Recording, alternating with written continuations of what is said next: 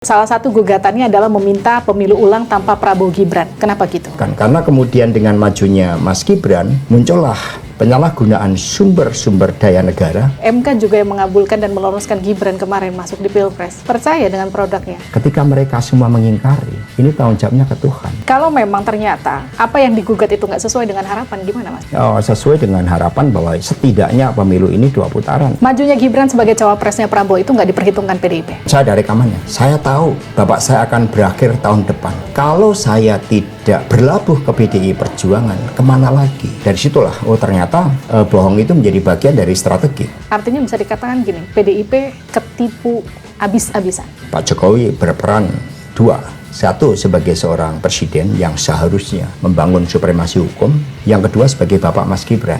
Gibran bilang gini, terus mau diulang sampai kapan? Sampai yang kalah menang. Kami merah putih, kami taat pada konstitusi, kami taat hukum, kami nggak pernah melawan di luar jalur hukum. Tetapi yang kalah menang adalah suatu nafsu terhadap kekuasaan demi keluarga, demi anak.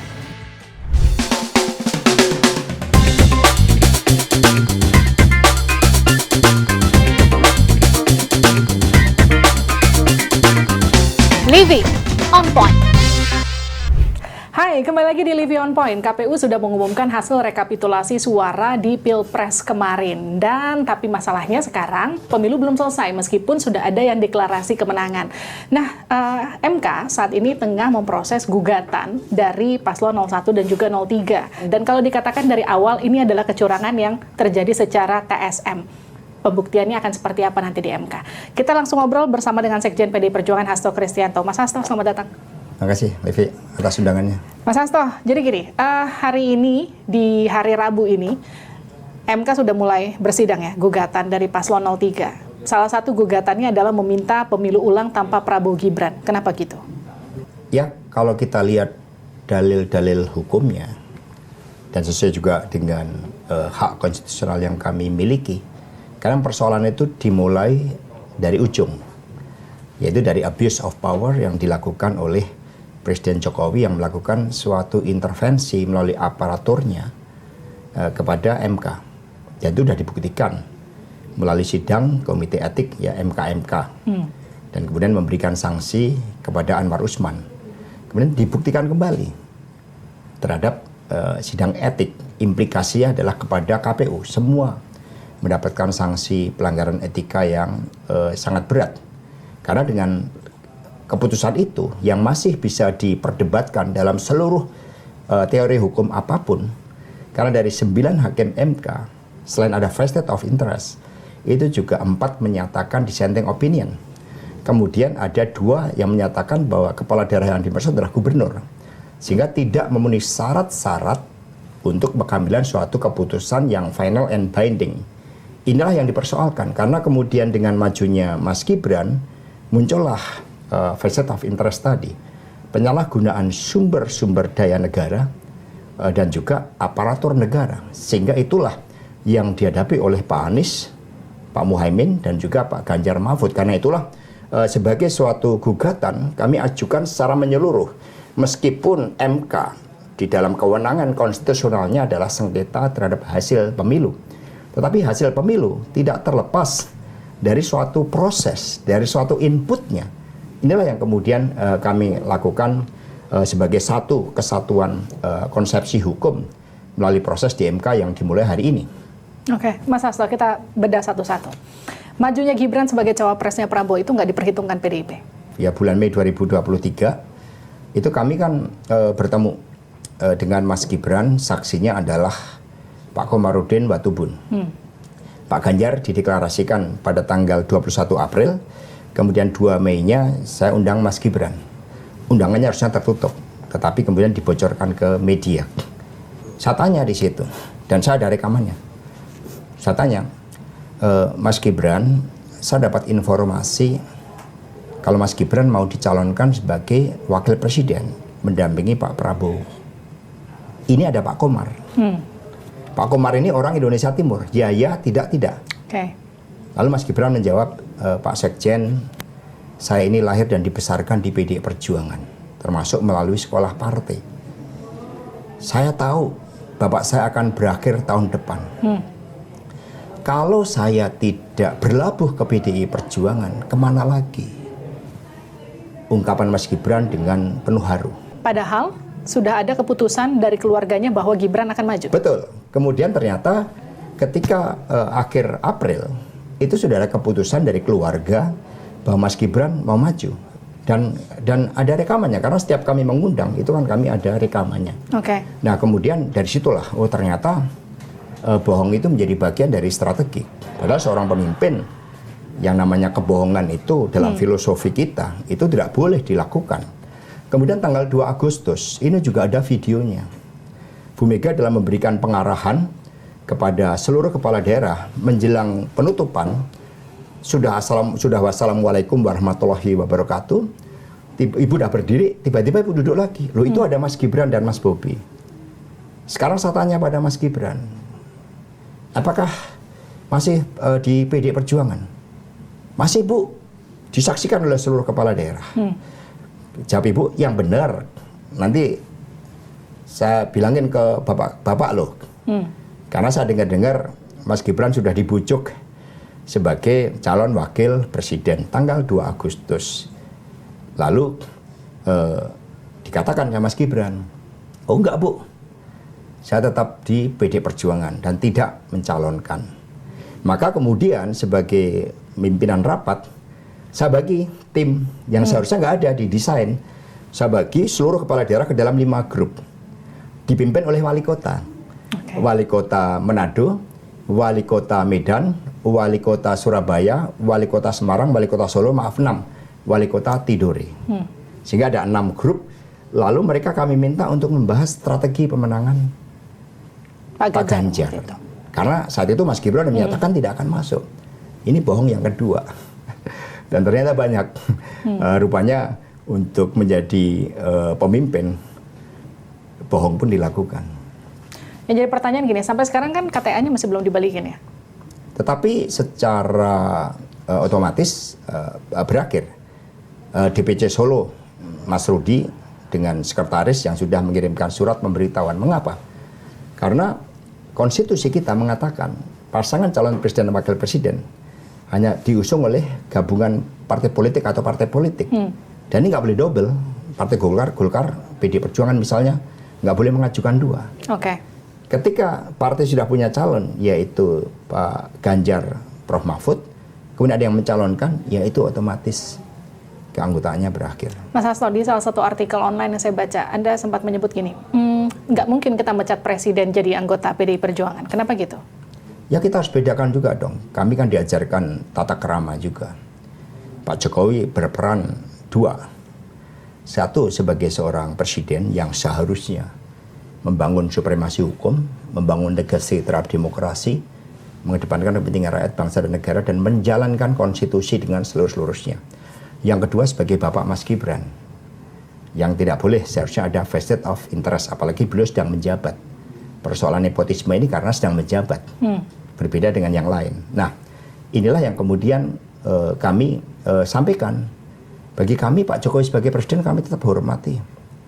Tetapi apa yang dilakukan terhadap konstitusi, terhadap demokrasi, terhadap sumpah presiden, ketika itu dilanggar, kami tidak bisa membiarkan itu. Maka kemudian kami melakukan berbagai upaya. Baik itu proses hukum, seperti apa yang terjadi MK sekarang, proses politik yang ada di DPR, dan menggalang suara rakyat. Tapi pada akhirnya, segala sesuatunya, partai kan, di atas partai ini ada rakyat.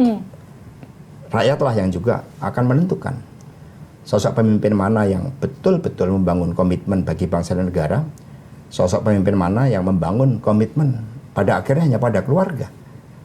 Tapi seberapa berat pemilu kali ini ketika ada perang saudara? Saya bilang perang saudara di dalamnya, Mas. Kita nggak pakai istilah perang lah. Kita pakai istilah apa dong? Ya, inilah realitas kehidupan bahwa seseorang bisa berubah karena kekuasaan, padahal kami kawal selama 23 tahun. Saya baru tahu tadi dari Pak Komarudin Watubun.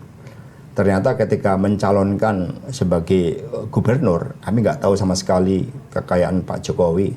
Ya kami lihat beliau sosok yang sederhana, makanya kami gotong royong. Pak Komarudin itu sampai menjual mobilnya. Mas Prananda itu sampai mengumpulkan dana saksi 6,2 2 miliar. Pengurus-pengurus partai kami yang sebagian besar dari kalangan rakyat biasa mengumpulkan di Jakarta 1,4 miliar. Itu sebagai modal Pak Jokowi sebagai calon gubernur.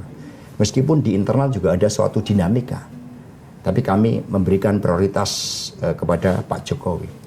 Ketika 2014 seluruh jajaran partai memberikan dukungan kepada Ibu Mega, tapi pada akhirnya Ibu juga memberikan mutiara terbaiknya kepada Pak Jokowi. Dan kita dibandingkan dengan survei saat itu hampir 21%, perolehan PDI 18, sekian persen. 2019 hal yang sama.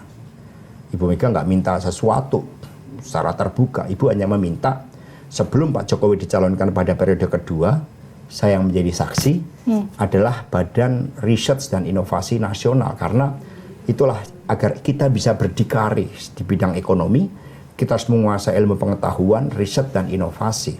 Nggak minta berapa jumlah menterinya, berapa, nggak ada sama sekali komitmen untuk itu. Kita juga bergotong royong. Seluruh anak ranting-ranting, bahkan begitu banyak yang meninggal karena semangat juangnya sampai kelelahan. Mbak Esti 2019 itu sampai mau ditembak oleh oknum tentara karena mendukung Pak Jokowi karena ketatnya persaingan saat itu. Kami juga sama, tapi kami diajarkan bukan orang yang suka menghitung terhadap apa yang kami lakukan.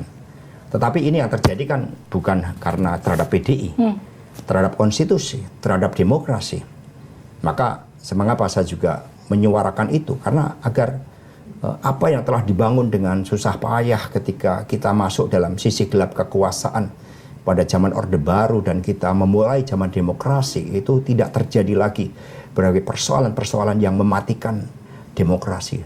The darkness of the Indonesian democracy. Gini, Mas Hasto, di 2014 saya pernah dengar Bu Mega saat itu kan ragu sekali untuk memajukan Pak Jokowi sebagai presiden. Anda salah satu orang yang meyakinkan Bu Mega bahwa Pak Jokowi itu adalah orang yang layak dimajukan PDI Perjuangan sebagai presiden.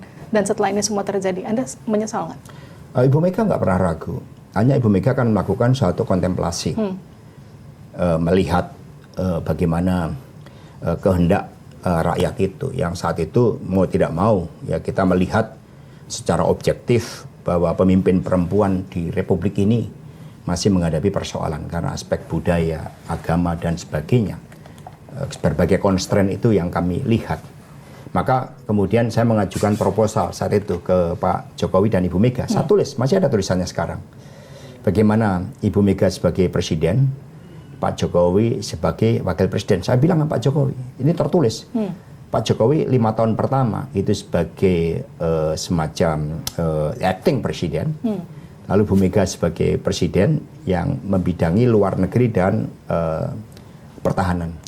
Ekonomi day-to-day government-nya itu adalah Pak Jokowi. Sama dengan Ibu Mega ketika zaman Gus Dur. Lalu 2 periode selanjutnya baru Pak Jokowi menjadi the real presiden. Tapi itu tidak mendapatkan respon sama sekali. Bahkan Pak Jokowi mengatakan, saya sampaikan ini problematika berat akibat kepemimpinan Pak SBY pada periode kedua, apalagi juga periode pertama yang menimbulkan berbagai persoalan kebangsaan. Saya itu kami rumuskan. Lalu Pak Jokowi mengatakan, justru ketika Pak SBY tidak berprestasi, maka melakukan sedikit perubahan saja, itu akan kelihatan hasilnya. Itu yang dilakukan. Sehingga pada akhirnya upaya saya itu mentok untuk mendorong kombinasi Bu Mega dan Pak Jokowi. Itu Andi Wijayanto menjadi saksi. Nah, kemudian ya akhirnya pergerakan day to day menjelang bulan Maret itu akhirnya mengerucut. Sehingga ketika akhirnya itu mengerucut, ya udah, maka saya katakan Ibu Mega memberikan suatu jalan bagi Pak Jokowi meskipun seluruh partai saat itu elit-elit yang menghendaki perpaduan Bu Mega dan Pak Jokowi. Tetapi meskipun demikian, saya juga bertanggung jawab. Ketika 1 minggu setelah Golkar, PKB, sama PAN memberikan dukungan pada Pak Prabowo di Museum Perumusan Naskah Proklamasi, saya melihat udah bergeser total ini. Lalu sebagai bagian dari tanggung jawab saya bahwa saat itu ikut mengendorse Pak Jokowi, saya izin kepada Ibu, Bu ini udah nggak benar. karena sudah berbohong, termasuk kepada Mas Guntur Soekarno Putro. Pada bulan Agustus tahun 2023, Mas Tok nanya kepada Pak Jokowi, Dek, ini bagaimana terkait dengan Ganjar? Udah Mas, saya ke Ganjar. Masuk saya mengatakan, saya nggak pernah dibohongin orang. Tapi kali ini Dek Jokowi juga berbohong kepada saya. Padahal tanggal 17 Agustus saya bertanya kepada Dek Jokowi. Ya itu ceritanya. Jadi saya tanggung jawab tentu saja. Maka sebagai tanggung jawab itu saya memilih, Bu, sebagai tanggung jawab saya mohon izin supaya tidak mengganggu partai. Saya mundur dan kemudian saya akan melakukan upaya meluruskan kebenaran ini. Tapi bagi Ibu kan partai ini kan punya tugas yang penting. Maka kemudian udah kamu tetap sebagai sekjen dan udah kita lihat pokoknya Gusti ora sare. Itu jawaban Ibu dan saya tetap di PD Perjuangan dan kemudian setelah pemilu ini yang kami perkirakan dalam seluruh data kami setidaknya putaran kedua, maka baru kami sampaikan yang seharusnya pada putaran kedua itu. Mas Hasto, Anda sempat katakan tadi bohong adalah strategi.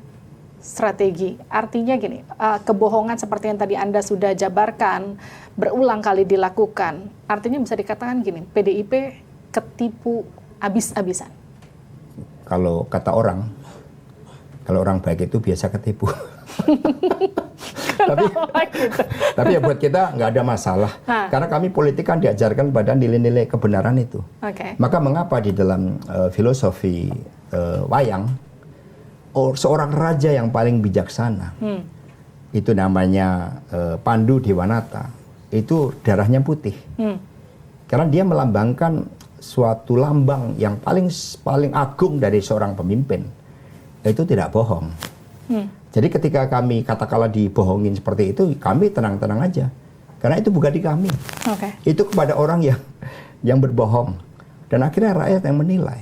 Pada akhirnya, apakah seorang pemimpin betul-betul membangun karakternya, dan dengan karakter itu dia menjadi suri toladan yang kemudian menjadi inspirasi bagi banyak orang, atau karena demi ambisinya bohong pun dilakukan. Buat kami nggak ada masalah.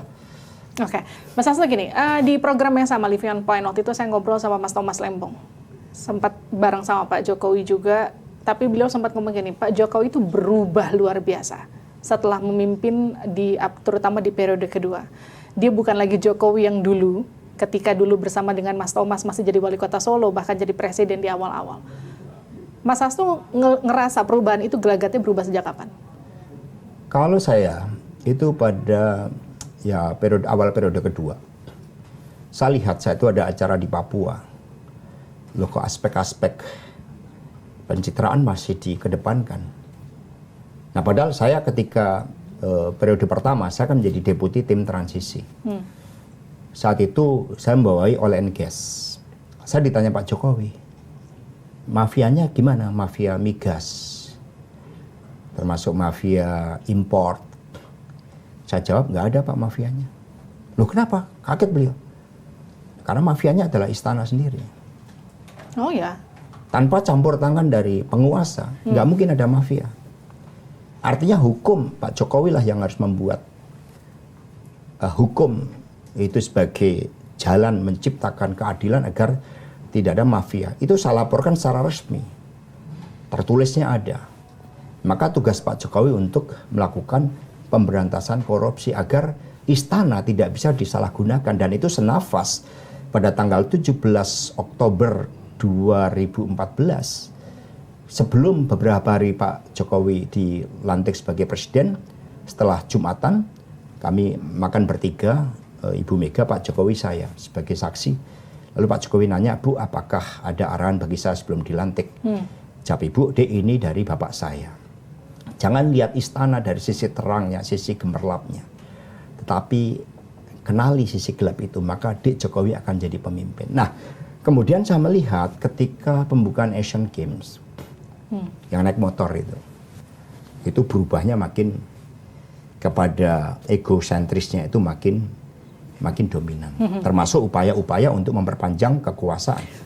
Di 2014, 2019, taruhlah sekarang hubungan Bu Mega dengan Pak Jokowi, saya bisa katakan sangat berantakan ya, Mas Hasto. Tapi Bu Mega dulu kan sempat, kalau dikatakan tadi, strategi, berbohong adalah strategi. Mungkin kekecewaannya luar biasa, tapi kalau dibandingkan dengan dulu zamannya Pak SBY, hubungannya lebih berantakan mana? Ya kami, itu bukan diksi kami ya, berantakan itu ya. Ya hubungannya untuk bangsa dan negara, baik-baik saja. Baik-baik saja. Untuk bangsa dan negara. Masih berkomunikasi? Karena kami menempatkan itu di atas segalanya. Termasuk mengapa menteri-menteri PDI Perjuangan masih berada di dalam pemerintahan. Yang lebih fundamental bagi kami adalah pengkhianatan terhadap konstitusi dan demokrasi.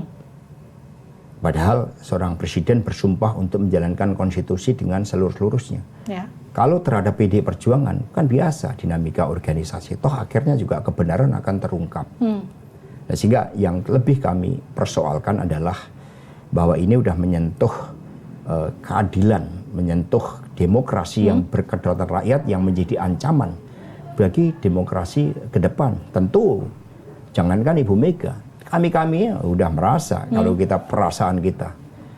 Tapi kan kita diajarkan pentingnya kedewasaan dalam politik dan kesabaran revolusioner. Siapapun yang menyalahgunakan kekuasaan, apalagi pada ambisi hanya untuk keluarga, ada nilai-nilai Satyam Eva Jayate, kebenaran pasti akan menang.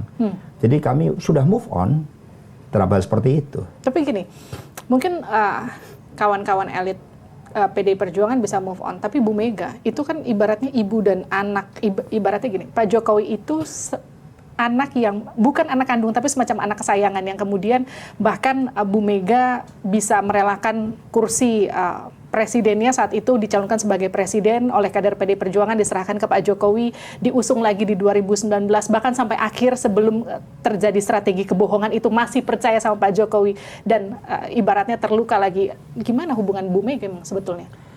Ya sebenarnya justru kami yang bilang, udah Ibu, udah seperti ini Pak Jokowi. Lalu ketika kami mau merespon, ya biasa kan, kadang-kadang kita ini kan fighter. Apalagi untuk membela konstitusi dan demokrasi dari rakyat. Agar ke depan tidak ada lagi penyalahgunaan kekuasaan atas nama dan alasan apapun.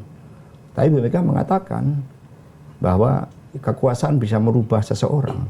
Sabar gitu. Ketika Pak Rudi bertemu dengan Ibu Mega, kurang apa itu perasaannya? Kita semuanya, perasaannya sudah tidak bisa diungkapkan dengan kata-kata. Livi bisa bayangkan 23 tahun, ya kecuali 23 tahun kami hanya menggali manfaat. Kami berjuang, kami menjaga, menjadi benteng, dan hal-hal negatif itu sering ditimpakan kepada Ibu Mega dan PDI Perjuangan. Hal yang positif diambil oleh Pak Jokowi. Itu pun kalau selama bangsa ini bagus. Tapi pada akhirnya kan kita melihat bahwa nasib bangsa ini dipertaruhkan ke depan, apalagi sekarang misalnya kekuatan-kekuatan oligarki itu berbicara dan kemudian dibiarkan, supremasi hukum terutama. Bahkan kemudian saya baca-baca buku ini, saya teringat pernyataan dari Lee Kuan Yew ketika pisah dari Malaysia. Beliau kan menangis, lalu mengatakan kata-kata yang penuh filosofis bahwa jawaban dari seluruh persoalan, karena Singapura terdiri orang India, orang Melayu, kemudian Cina, yang tiga-tiganya itu punya karakternya masing-masing yang tidak memberikan energi positif saat itu. Tapi akhirnya jawabannya adalah supremasi hukum. Nah saat ini supremasi hukum kan betul-betul turun ke titik nadir. Bahkan kita hampir sudah di bawahnya India. Ini kan jadi persoalan. Sementara kami diajarkan untuk membangun Polri agar budaya hukum, tertib hukum, keadilan itu sama dengan Malaysia, sama dengan Singapura setidaknya. Dan kemudian TNI Polri kita juga, TNI kita menjadi penjaga kekuatan pertahanan yang disegani dunia internasional. Jadi kami melihat secara organisasi, bukan orang per orang. Tapi ini kan kemudian melalui pemilu 2024 itu semua menjadi persoalan. Jadi kesedihan kami di situ. Kalau kami kesedih bukan karena dikhianatin, itu udah biasa. terjadi sebagai dinamika kehidupan. Tetapi yang kami sedihkan, yang Ibu Mega bersedih, kalau kami boleh katakan kami semua menangis, itu ketika nasib bangsa dipertaruhkan hanya karena ambisi. Nah, pengkhianatan terhadap PDIP bisa dikatakan pengkhianatan terhadap demokrasi. Sekarang ada gugatan ke MK, tapi kan kita juga sama-sama tahu, MK juga yang mengabulkan dan meloloskan Gibran kemarin masuk di Pilpres. Percaya dengan produknya? Maaf kalau saya tanya itu ya. Ya sama dengan tahun 96, ketika kantor partai diserang luluh lantak, lebih dari 104 meninggal. Saat itu Ibu Mega memilih jalan hukum. Lalu semua bertanya, Ibu, ini semua polisi, kejaksaan, kemudian hakim dikuasai oleh Pak Harto. Kenapa kita repot-repot gugat? Jawaban Ibu kan, masa di antara sekian banyak hakim, polisi, kejaksaan, tidak ada yang punya hati nurani. Selama mereka digerakkan hati nurani, dan satu aja kita menang dari 236 gugatan, itulah moral force, itulah kemenangan kita. Maka kami melihat dari pidato tadi Pak Ganjar, Prof. Mahfud, di MK tadi pada pengantarnya, hakim MK, 9 hakim MK ini kan didesain untuk punya sikap kenegarawanan, untuk mengepentingkan kepentingan bangsa dan negara, untuk melihat pemilu bukan pada hasil tetapi prosesnya. Ketika mereka semua mengingkari, ini tanggung jawabnya ke Tuhan. Sekiranya tanggung jawab itu akan dibawa dengan membiarkan kerusakan demokrasi, kemudian pengkerdilan terhadap suara rakyat, maka akan menjadi beban dari tidak hanya 9 hakim, tetapi juga bagi bangsa ini ke depan. Sehingga ke depan seperti nggak ada pemilu lagi, nggak akan ada pilkada lagi, semuanya sudah diatur. Ini pun semua sudah bisa diatur dari depan melalui penggunaan instrumen negara dan sumber daya negara yang sangat luar biasa. Jadi kami diajarkan pada keyakinan, bahwa ketika kami kokoh berdiri pada keyakinan, maka kebenaran akan menemukan jalannya. Dan dan itu ada kesabaran revolusioner. Yes, itu kesabaran revolusioner. Yang jadi pertanyaan gini, kalau memang ternyata meskipun kita nggak boleh pesimis ya dengan hasilnya, apa yang digugat itu nggak sesuai dengan harapan, gimana Mas? Loh, kami sesuai dengan harapan bahwa setidaknya pemilu ini 2 putaran. Karena sejak awal kan kami mengatakan perolehan Ganjar Mahfud ini di lock. Itu yang saya mau tanyakan kemudian. Lalu partai-partai pendukung Ganjar Mahfud sebagai suatu pembelajaran agar ke depan tunduk pada kekuasaan, dikerdil-kerdilkan. Yang ancamannya pada P3, maka saya katakan Pak Jokowi ini bisa tercatat sebagai presiden yang memiliki legacy buruk. Tidak hanya masalah demokrasi, tetapi juga menghilangkan sejarah partai Ka'bah yang menjadi suatu gambaran kehidupan politik kita sejak sebelum merdeka. Kalau kita lihat dari partai-partai yang bergabung ke P3, mereka telah berjuang jauh sebelum Indonesia merdeka. Mas Hasto gini, ketika salah satu poin dari tuntutannya itu adalah melakukan pemilu ulang tanpa Prabowo Gibran, mendiskualifikasi Prabowo Gibran. Tapi ini kan ada respon dari Prof. Yusril yang menyatakan ini semua udah terlambat. Gimana respon Anda soal itu? Ya, untuk membangun bangsa ini nggak ada kata terlambat. Karena di atas hukum ada etika dan moral. Maka Prof. Yusril juga tidak hanya bicara hukum prosedural, tapi di atas hukum ada etika dan moral. Nah, beliau berbicara juga dengan nuraninya, dengan pengalaman-pengalaman dari perjuangan bangsa ini. Nah, ini yang kita lihat, dan secara konsepsi, secara prosedural pun ini hak konstitusional yang dimiliki oleh Ganjar Mahfud. Bagaimana kita mau bicara hasil kalau kita tidak berbicara proses? Mana ada tiba-tiba lahir seorang bayi tanpa suatu proses. Bagaimana seorang mencapai gelar doktor tanpa dia mengikuti suatu proses? Tidak bisa.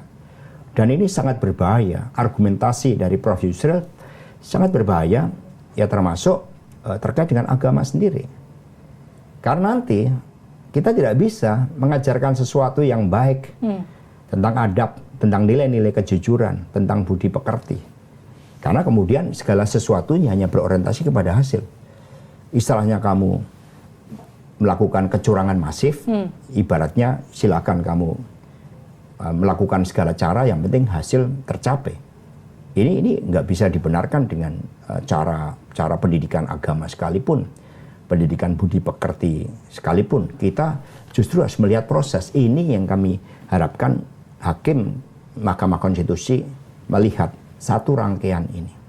Mas Hasto, di program ini juga saya sempat ngobrol sama Mas Budiman Sujatmiko ya. Terlalu fantastis suara kita ini turun dari 58 menjadi 49 gitu ya. Okay. Terlalu fantastis dan pasti keguncangan politiknya luar biasa jika itu terjadi.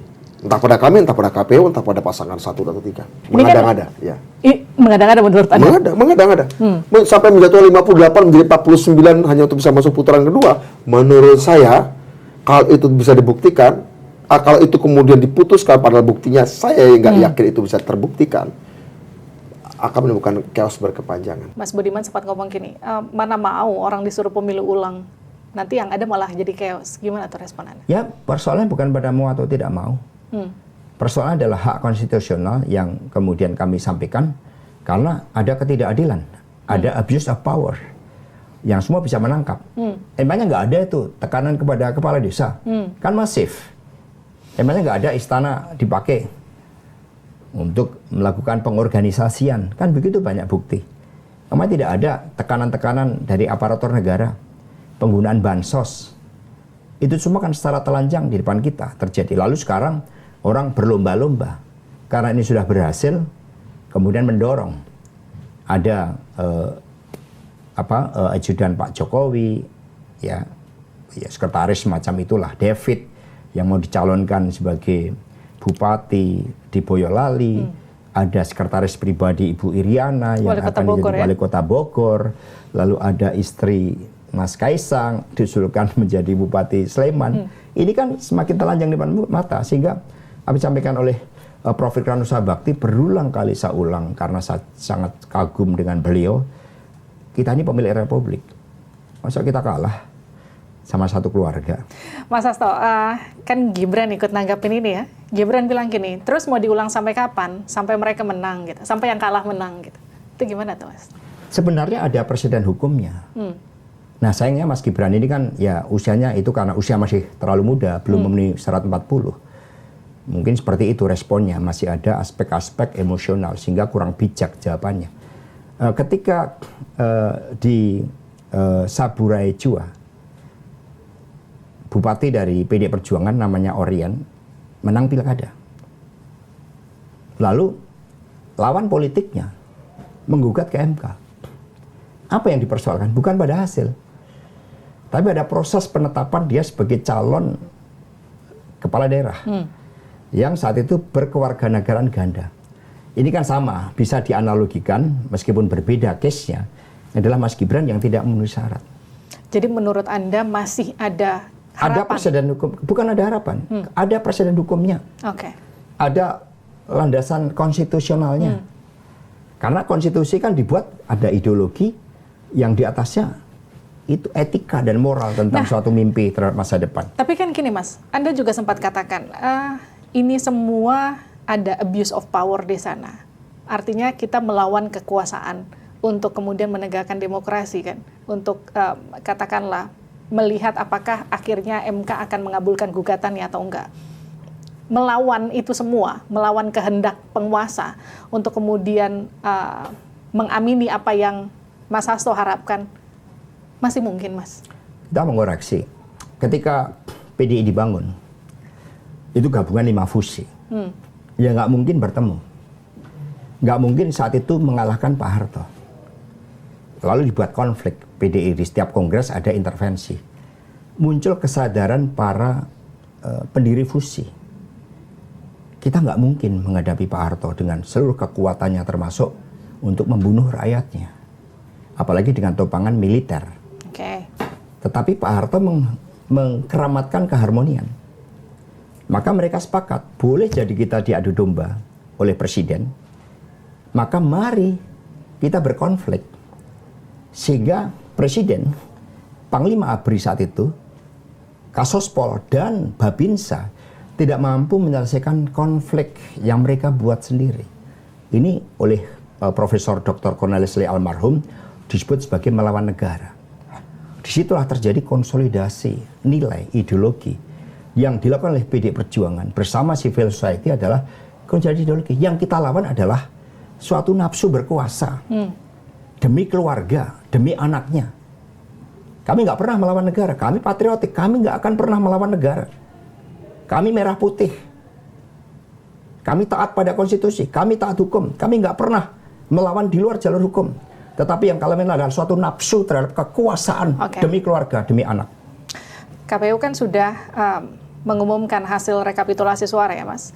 Dan kemudian ada manuver-manuver untuk rangkulan politik gitu yang kemudian sempat Anda singgung, kita rangkulannya sama rakyat aja. Jadi artinya PDIP sudah firm mau di luar koalisi. Itu yang menyampaikan karena Gibran. Kalau Pak Prabowo yang menyampaikan beda nggak? Itu kan polosnya Pak Prabowo. Ketika Mas Gibran yang ke kami aja berbohong berapa kali, ya salah jawab dong. Kita merangkul rakyat. Tetapi kemudian ketika ditanya bagaimana dengan Pak Prabowo, itu sikap politiknya. Kan saya tegaskan, kami nggak ada persoalan secara pribadi dengan Pak Prabowo. Tapi kalau kami bertemu dengan Pak Prabowo, termasuk Ibu Mega, Mbak Puan, itu hal-hal yang sangat fundamental tadi. Tentang demokrasi, tentang ketaatan pada konstitusi, tentang demokrasi yang berkedaulatan rakyat, supremasi hukum, itu tidak pernah lelah kami perjuangkan. Itu terus kami perjuangkan karena itu komitmen, itu jati diri. Namanya saja kami Partai Demokrasi Indonesia. Ada kata-kata perjuangan itu. Masa kami diam?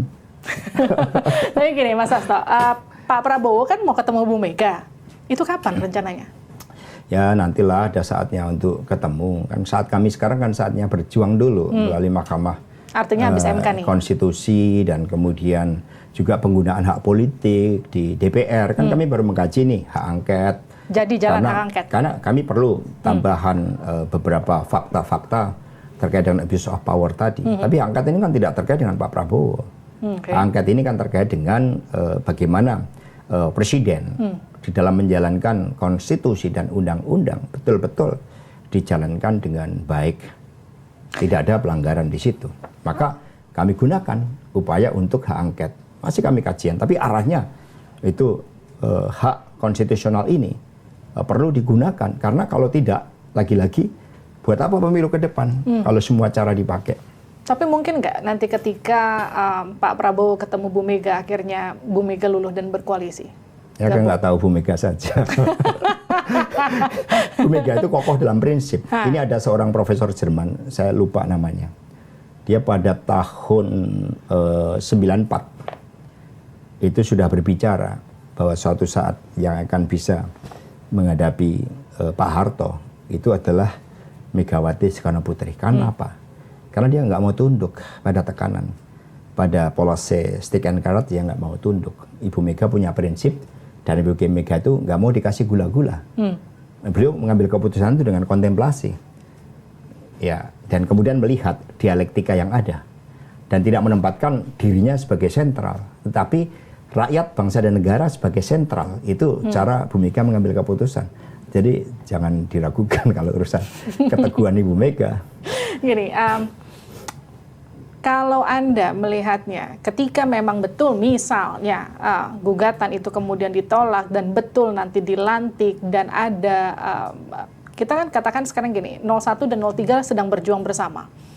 Terus kemudian sekarang kan sudah mulai ada manuver-manuver untuk melobi kanan kiri, ada pertemuan antara Pak Surya Paloh dengan Pak Prabowo, mungkin saja dengan ketum-ketum yang lain, setelah ini Bu Mega mungkin salah satunya yang juga ikut dilobi.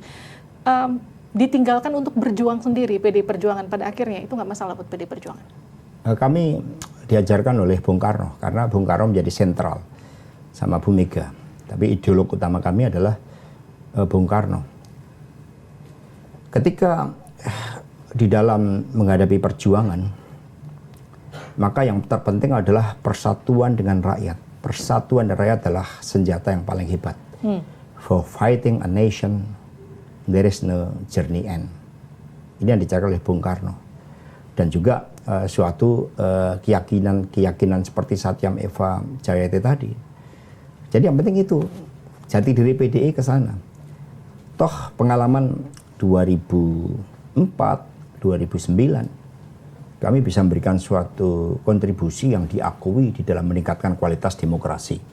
Meskipun sekarang indeks demokrasi kita lebih rendah dibanding ketika kita awal memasuki reformasi pada tahun 99. Jadi dialog tetap perlu karena politik ini mengandung esensi dialog. Keputusan-keputusan yang sangat strategis terhadap PDI Perjuangan sikap politiknya, apakah berada dalam pemerintahan ataupun di luar, itu akan diambil dengan seksama, dengan melihat seluruh aspek politiknya bagi kepentingan bangsa dan negara, bukan PDI Perjuangan semata. Sekarang kan sidang di MK masih bergulir nih Mas Hasto. Apa surprise yang disiapkan yang masyarakat masih belum tahu, yang menguatkan tadi TSM yang Anda sebutkan, abuse of power, apa fakta atau data yang masih belum keluar? Ya, data-data dari IT itu ada, tapi yang paling penting adalah nilai-nilai yang tadi disampaikan dalam pidato pembukaan dari Pak Ganjar dan Prof. Mahfud ketika proses persidangan itu dilakukan. Sesuatunya sangat realistik dan kami percaya bahwa setelah MK jatuh ke titik nadir karena hubungan kekeluargaan antara Bapak Anwar Usman dengan Mas Gibran dan adanya intervensi dari istana, terpanggil itu kebenaran nurani itu untuk mengangkat marwah MK. Kalau nggak ada, kalau itu nggak dipegang, maka ya kita ya akan suram masa depan Republik ini. Sama dengan awal Pak Harto berkuasa, meskipun nampaknya saat itu hebat sekali dukungannya termasuk dari luar negeri, tapi pada akhirnya kan kemudian terjadi krisis. Maka mengapa kita ada filosofi, mengapa ada norma, mengapa ada etika, mengapa ada supremasi hukum, agar tidak terjadi penyalahgunaan kekuasaan, sehingga marwah kekuasaan itu untuk rakyat. Ini setidaknya yang diluruskan oleh PDI Perjuangan bersama P3, Perindo dan Hanura serta Ganjar Mahfud. Mas Hasto, saya mau masuk ke pertanyaan cepat ya Mas. Satu kata untuk Anies Mohaimin. Intelek. Prabowo Gibran. Dompleng. Ketawa dulu guys. Ganjar Mahfud. Bersih, jujur. Seperti apa pemerintahan Prabowo Gibran kalau dilantik? Indikator ekonomi itu yang pertama. Celah fiskal tinggal 3,6%. Ketika Bu Mega mengakhiri tugasnya dulu akhir 2004 itu bagus banget, itu 12%. Yang kedua, beban subsidi begitu besar. Yang ketiga, ancaman inflasi dan juga kenaikan harga kebutuhan pokok rakyat. Ini di tengah-tengah puasa kita sangat prihatin setelah kebutuhan pokok naik. Yang keempat, persoalan geopolitik global. Ketika di Laut Merah aja, itu kapal-kapal niaga sudah diserang oleh pemberontak Houthi. Yang kelima, perekonomian dunia, kekuatan ekonomi utama dunia, Amerika Serikat, menghadapi serius terhadap masalah ekonominya, inflasi, yang mengancam The Fed untuk menaikkan suku bunga. Tiongkok. Artinya PR-nya banyak ya Mas? Ya, artinya banyak lah. Masa depannya tidak cerah. Tapi yang paling kami khawatirkan, kelas menengah kita. Sekarang tabungannya sudah menipis kelas menengah, sehingga Saudara Khatib Basri kan mengungkapkan suatu hal yang sangat baik untuk menjadi catatan penting kita terhadap apa yang mereka sebut, apa yang beliau sebut sebagai Chilean Paradox. Kalau pemilu 2024 akhirnya diulang lagi, akankah ngerangkul 02? Ngerangkul rakyat. Ngerangkul rakyat. Kalau ternyata gugatan MK ditolak, akankah mau dirangkul sama 02? Ya, tidak ada masalah, berdialog buat bangsa dan negara, bertemu buat bangsa dan negara. Tetapi untuk masuk tidaknya, ini kan keputusan strategis. Nah itu kita kajian strategis, dan itu Ibu Megawati yang memutuskan, yang kemudian nanti dalam Kongres akan diperkuat sebagai sikap politik dari partai. Satu kata untuk PDI Perjuangan. Soekarnois. Makasih. Hasto Kristianto, Sekjen PDI Perjuangan, sudah bergabung di Livian Point. Kita ketemu lagi di Livian Point berikutnya. Sampai jumpa.